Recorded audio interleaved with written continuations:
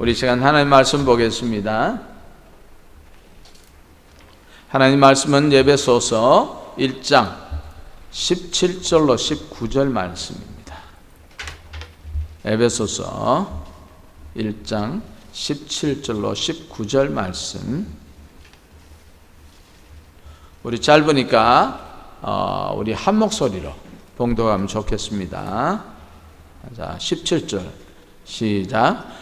우리 주 예수 그리스도의 하나님 영광의 아버지께서 지혜와 계시의 정신을 너희에게 주사 하나님을 알게 하시고 너희 마음 눈을 밝히사 그의 부르심의 소망이 무엇이며 성도 안에서 그 기업의 영광의 풍성이 무엇이며 그의 힘의 강력으로 역사하심을 따라 믿는 우리에게 베푸신 능력의 지극히 크심이 어떤 것을 너희로 알게 하시기를 구하노라. 아멘. 아멘. 함께 기도합시다.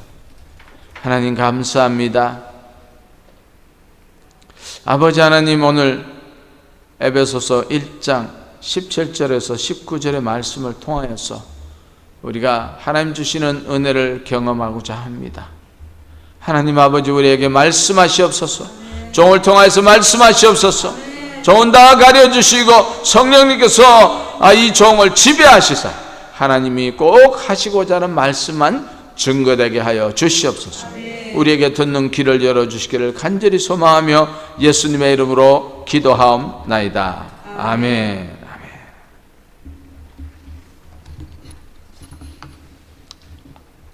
여러분, 제가 말씀을 준비해 보면 참 우리는 신약 성경이 쉽다고 이렇게 생각되는데 참 신약 성경이 참 어렵다 하는 것을 많이 실감을 합니다. 오늘도 우리가 가끔 암기하는 이 성경 구절이지만 여기에 하나님의 놀라운 깊은 진리가 있는데 참 그 깊은 진리를 다 깨달으면 좋겠지만 오늘 어렵지만 함께 나눠보기를 원합니다. 여러분은 하나님의 부르심을 기억하십니까? 하나님께서 여러분을 처음 만나 주실 때 그 순간을 여러분 기억하십니까? 사도 바울은 다메섹 석상에서 우리 주님께서 강한 빛으로 만나 주셨고, 그리고 모세는 그 호렙산에서 타지 않는 떨기 불 가운데서 만나 주셨습니다. 이것이 너무나 크신 은혜입니다. 우리도 하나님께서 불러주신 그 은혜가 우리 각자에게 다 있는 줄로 믿습니다. 여러분 하나님의 부르심을 어떻게 반응하셨는지 이 시간 한번 돌이켜보시기 바랍니다. 하나님께서 날마다 우리에게 성령으로 역사하십니다. 여러분 믿습니까?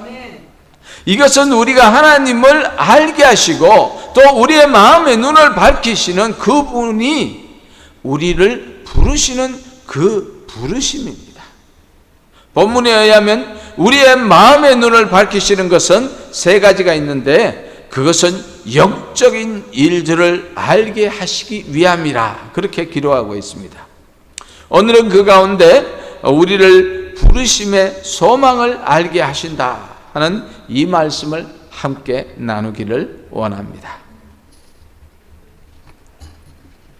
여러분, 누가 나를 이렇게 부를 때에 왜 부르죠? 어떤 부르는 목적이 있겠죠. 아이가 엄마를 부를 때에 배가 고프다든지 먹을 것을 달라든지 아니면 자기의 어떤 요구사항이 있어서 부르게 됩니다. 하나님께서 우리를 부르실 때에는 우리를 구원하시려고 부르시는 것입니다. 그 구원하시라고 부르실 때에 부르신 목적과 그 뜻과 계획이 있으신 것이죠. 그리고 그 부르심을 받은 우리에게는 그 부르심이 하나님의 뜻과 계획을 이루고자 하는 것이 우리 안에 그 소망으로 이렇게 살아난다는 것입니다. 그것이 바로 부르심을 받은 사람들의 반응입니다. 첫 번째, 하나님의 부르심에는 그 도덕적인 책임이 포함이 됩니다. 신학적으로 하나님의 부르심은 네 가지 면에서 우리가 말씀드릴 수가 있습니다. 첫째로는 창조의 부르심. 창세기 1장에 태초에 하나님이 천지를 창조하시느라 하면서 하나님께서 우리를 만드시죠. 두 번째는 직업으로 부르심. 출애굽기 31장 1절로 6절 말씀을 이렇게 보면은 하나님께서 어떤 사람을 부르셔서 그에게 하나님의 계시를 주시고, 그리고 이렇게 손재주를 주십니다. 그래서 금으로, 은으로, 동으로 이렇게 무엇을 만드는 재주를 주세요. 그것을 직업으로 부르셨다, 우리가 이렇게 생각할 수 있습니다. 세 번째는 사역으로 부르시는 것입니다. 디모데 후서 1장 11절 말씀에 있고요. 네 번째, 구원으로 부르신다. 고린도전서 1장 2절 말씀에 우리를 구원하시기 위해서 하나님께서 부르시는 것입니다. 여러분들께서 시간이 있으시면 이 구절을 집에 가서 한번 찾아보시면 좋을 것 같습니다. 하나님께서 모든 인간을 창조하셨습니다. 그렇죠? 이것은 창조로부터의 부르심입니다. 심지어 모든 피조물을 그를 통하여서 이루실 목적을 위하여 그 역할, 즉 사역을 부여하셨습니다. 여러분, 풀 한 포기도 우연히 있다가 사라지는 그런 피조물이 아닙니다. 그죠? 모든 피조물은 그 의미와 그 역할이 있는 것이죠. 그래서 모든 것이 협력하여서 이 우주가 그렇게 돌아갈 수 있도록, 여러분, 어떤 별이 어떤 데 행성이 막 돌진하고 있다고 지구에 부딪힐까 걱정할 때도 있었습니다. 그렇지만 하나님께서 함께 하셔서 그 모든 것을 조정하시기 때문에 부딪히지 않고 오늘날까지 우리가 이 코스모스, 우주가 이렇게 잘 유지되고 있습니다. 그것이 다 하나님의 은혜이죠. 그 우주 만물의 모든 피조물 가운데서 유일하게 사람에게만 그 도덕적인 책임을 부여하셨다는 것입니다. 그래서 하나님께서 아담과 하와에게, 아담에게 네가 모든 동산의 질과는 다 먹을 수 있지만은 이 선악을 알게 하는 과일, knowledge of tree, 그렇죠? 그 과일을 먹지 마라. 먹는다는 죽으리라 했을 때에 아담이 먼저 따먹지는 않았지만 이 뱀이 너무 간교하게 약한 여자에게 찾아갔어. 그렇게 꼬드기니까 그냥 먹고, 아내가 주면 남편이 먹죠. 네. 그래서 먹고 범죄를 저질렀습니다. 그 범죄의 대가가 무엇입니까? 사망이었죠. 바로 이 도덕적인 책임이 있다는 것입니다.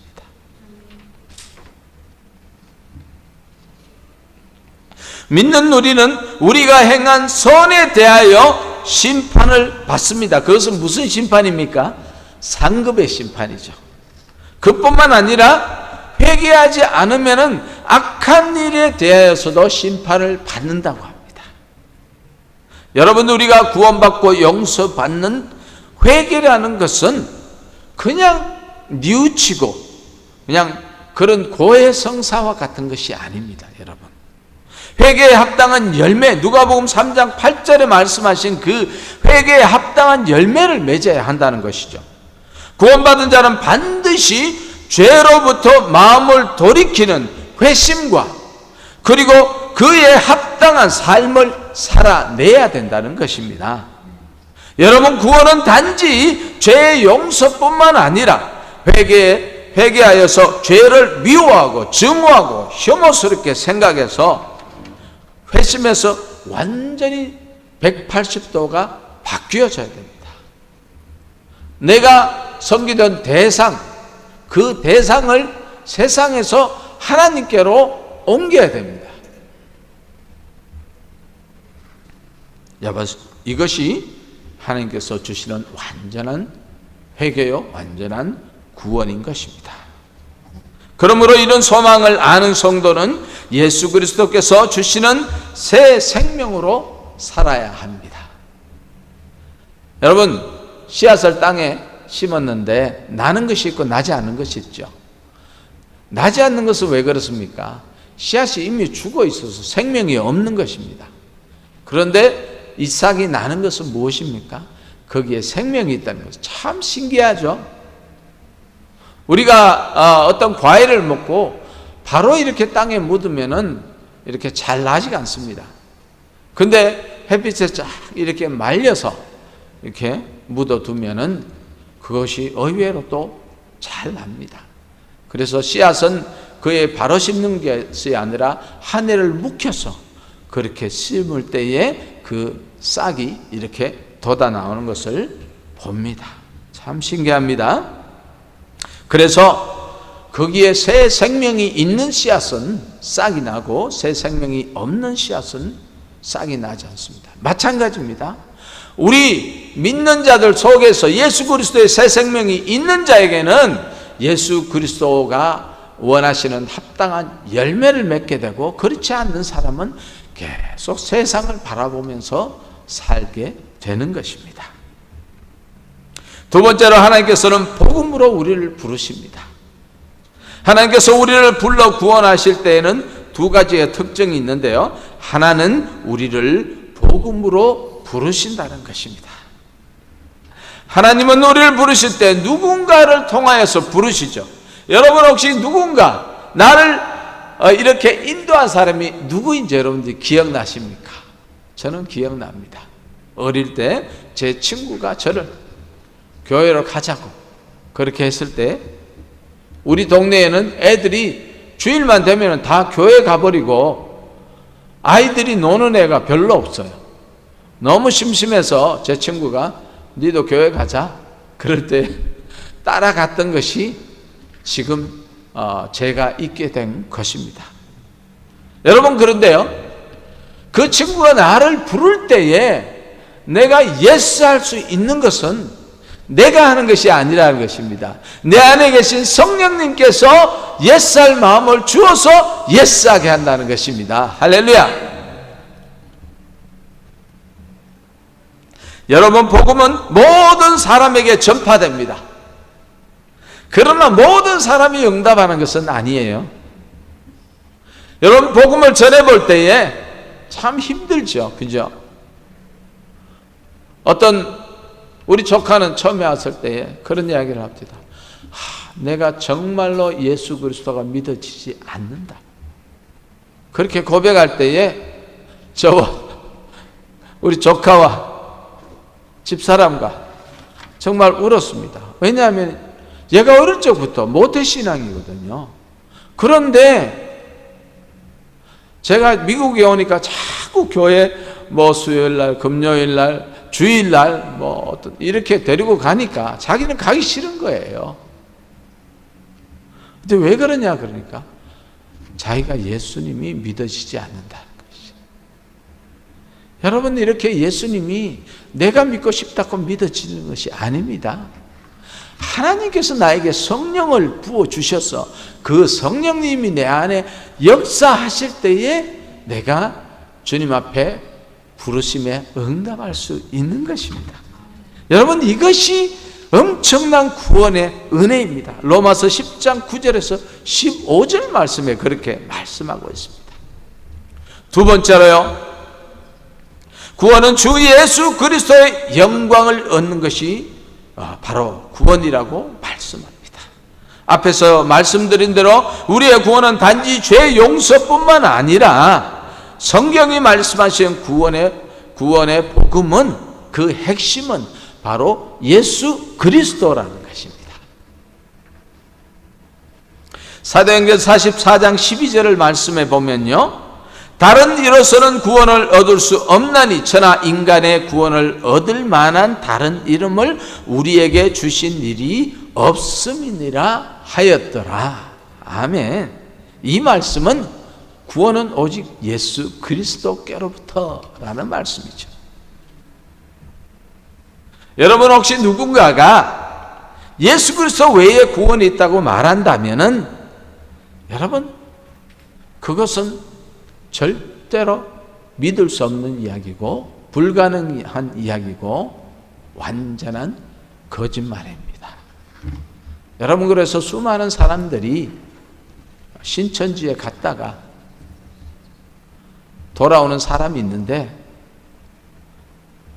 신천지가 너무 활발하게 움직이니까 도대체 저기 무엇 있는지 가보라고 부목사님들 10명을 파송을 했답니다. 10명이 다 하나도 돌아오지 않았다는 거예요. 10명이 다 거기에 빠져버렸더랍니다. 참 무섭죠? 예수 그리스도께서 내 안에 완전히 자리 잡고 있지 않고 내가 세상의 무엇을 통하여서 구원을 받고자 하는 그 마음이 있을 때에 우리는 무너질 수밖에 없습니다. 마귀는 우리보다 훨씬 위에 있고 지혜롭고 능력이 있습니다.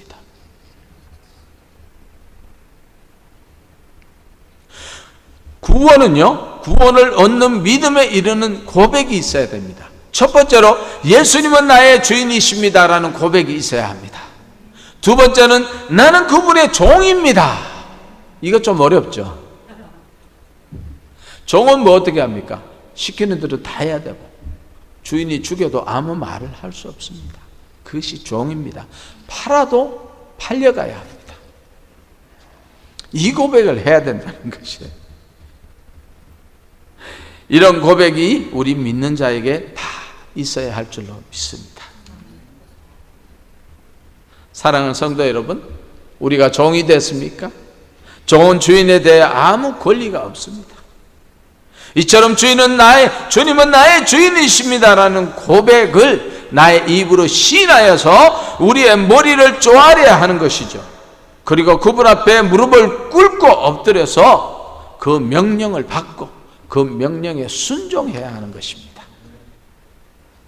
구원으로의 부르심은 여기까지 가는 것이 바로 구원받은 그 성도가 순종해야 되는 그 끝인 것이죠.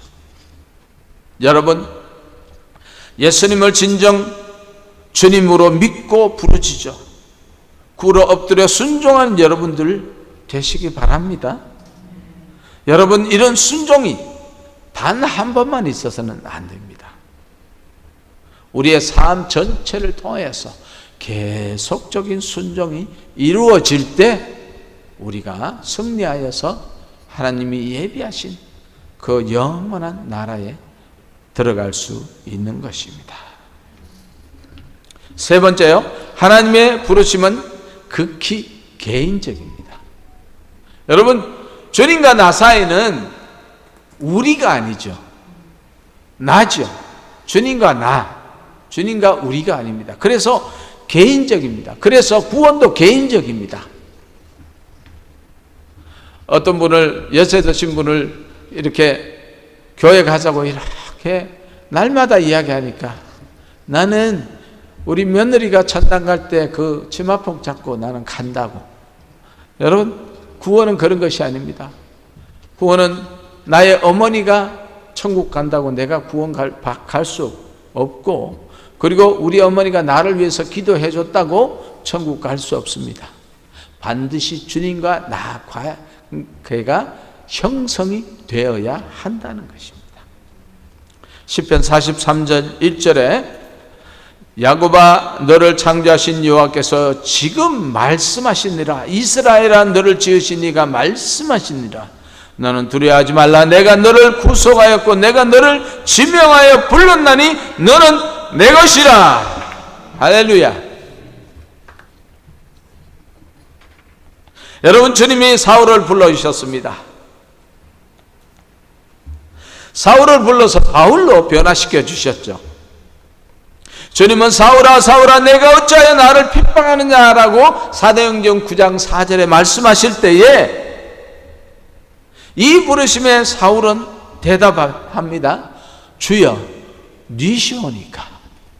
그렇게 대답하죠. 그러니까 주님께서 네가 핍박하는 예수다. 그러니까 사울이 깜짝 놀랐습니다. 그래서 그 발 앞에 엎드려져서 주여, 그럼 내가 무엇을 하리까? 그렇게 질문을 하죠. 그럴 때 주님께서는 바울에게 네가 나를 위해서, 이방을 위해서 증거하라, 그렇게 말합니다. 여러분, 주님과 나와 1대1의 관계가 형성이 되고요, 주님이 나를 부르실 때 내가 응답해야 되는 것입니다. 여러분, 나를 부르시는 이가 누구입니까? 바로 나를 만드신 하나님입니다. 그렇죠? 하나님께서 그 백성, 곧 여러분과 나를 부르실 때에는 하나님의 소유이기 때문에 부르시는 것이에요. 하나님이 흙으로 우리를 지으시고 우리가 아니라 나를 지으셨습니다. 그래서 하나님은, 나는 하나님의 소유입니다. 야곱아, 너를 창조하신 여호와께서 지금 말씀하시니라, 너는 내 것이라, 그렇게 말씀하시죠. 이처럼 하나님은 우리를 창조하신 주인으로 우리를 부르시고요, 하나님께서 나를 부르시는 것을 알게 될 때 우리가 알게 되는 것은 내가 하나님의 소유이구나 하는 것을 알게 된다는 것입니다. 여러분, 우리는 죄와 허물로 이미 다 죽었던 자들입니다. 우리의 결과는 영원한 지옥입니다. 그러나 하나님께서 나를 만드셨을 뿐만 아니라 사랑하시기 때문에 나를 부르셔서 구원하시게 되는 것이죠. 이 사실을 여러분 알게 되면요, 나의 근원은 하나님이시기 때문에 내가 다른 것을 추구할 수 없습니다. 하나님을 볼 때에 그 하나님의 부르심에 거부할 수가 없습니다. 이 시간 여러분들께서 이 하나님의 부르심에 온전히 응답하는 우리 모두가 되시기를 예수님의 이름으로 축원합니다. 아멘. 한 가지 더 보면 이제 네 번째로요, 그러면 우리 부르심의 자리는 어디입니까? 하나님께서 우리를 불러내신 자리를 성경에서는 바로 예수 그리스도 안이라는 것입니다. 이 말씀은 곧요, 하나님 앞으로 불러내셨다는 것이죠. 출애굽기 19장 4절에 보면요, 내가 애굽 사람에게 이렇게 행하였음과 내가 어떻게 독수리 날개로 너희를 업어 내게로 인도하였음을 너희가 보았느니라. 하나님께서 애굽에서 이스라엘 백성을 광야로 불러내십니다. 이같이 우리는 하나님의 부르심을 받아 하나님 앞에 모여있는 하나님의 자녀들이죠.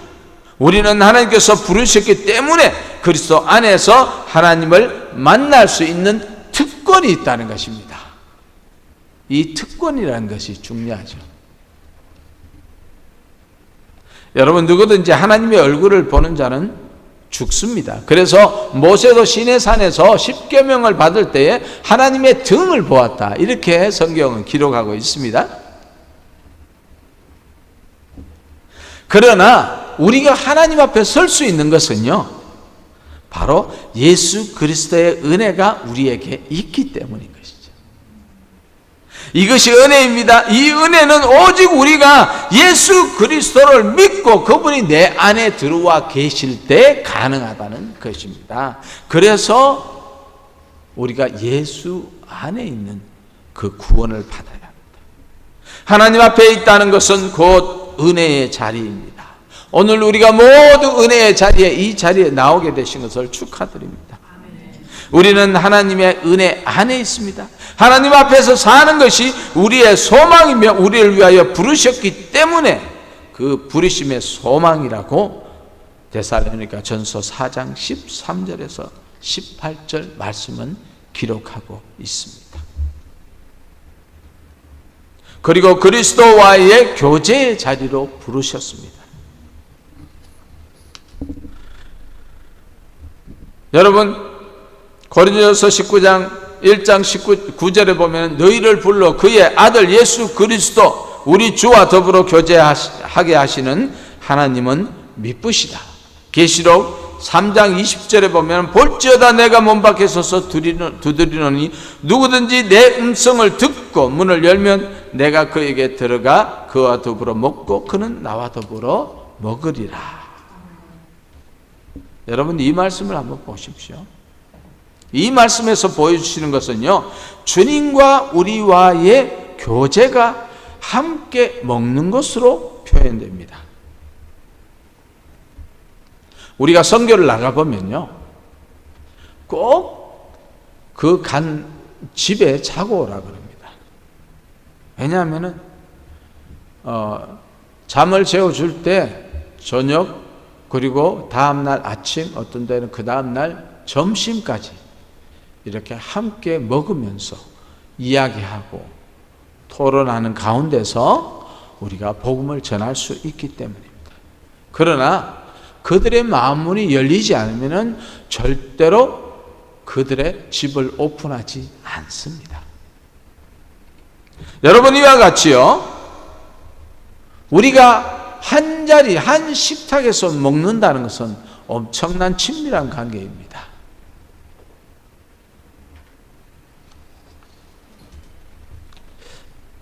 또한 나는 그와 더불어 먹고 그는 나와 더불어 먹으리라는 이 말씀을 보면요, 주님은 상을 차려놓으시고 우리를 초청하신다. 그리고 우리가 상을 차려놓고 주님을 초청하면 주님께서 초청에 응하신다는 것입니다. 이것이 바로 친밀한 교제입니다. 다시 말씀드리면은 주님과 교제는 이렇게 일방적인 것이 아니라 이 상방적인 관계를 허락하시는 것입니다. 여러분 만약 우리가 트럼프 대통령의 초대장을 써서 몇 날 며칠 우리 집에 와서 함께 식사합시다, 그렇게 초청장을 보냈습니다. 여러분 그 트럼프 대통령이 우리의 초청에 응하겠습니까? 그냥 상식적으로 말씀드리면은 그죠? 가능하지가 않겠죠. 그러나 위대하신 하나님은요, 여러분과 나를 예배자로 초청하십니다. 우리가 드리는 예배를 또 받으시겠다고 우리의 초청을 응하십니다. 지금도 이 자리에 하나님께서 임하신 것을 믿습니다. 우리는 주님께 우리가 드리는 예배를 받으러 오시라고 초청하면은 그 초청을 거절하지 않으시고 받아들여서 오시겠다는 것입니다. 여러분 이거 가만히 생각하면 너무 놀라운 기적입니다. 우리가 뭐 꼭 트럼프 대통령이 아니라도 그죠?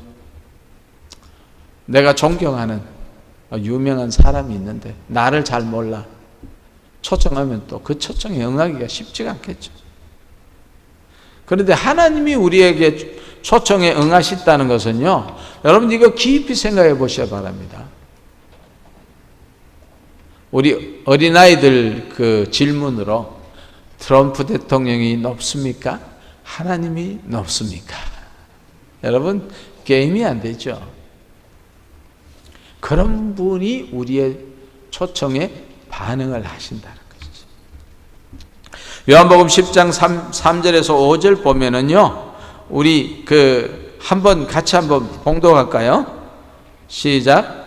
문지기는 그를 위하여 문을 열고 양은 그의 음성을 듣나니 그가 자기 양의 이름을 각각 불러 인도하여 내느니라. 자기 양을 다 내어놓은 후에 앞서가면 양들이 그의 음성을 아는 고로 따라오되 타인의 음성을 알지 못하는 고로 타인을 따르지 아니하고 도리어 도망하느니라. 아멘. 이 말은 무슨 말이냐면 간단하게 말씀드리면 내가 주님을 나의 구주로 영접했습니다.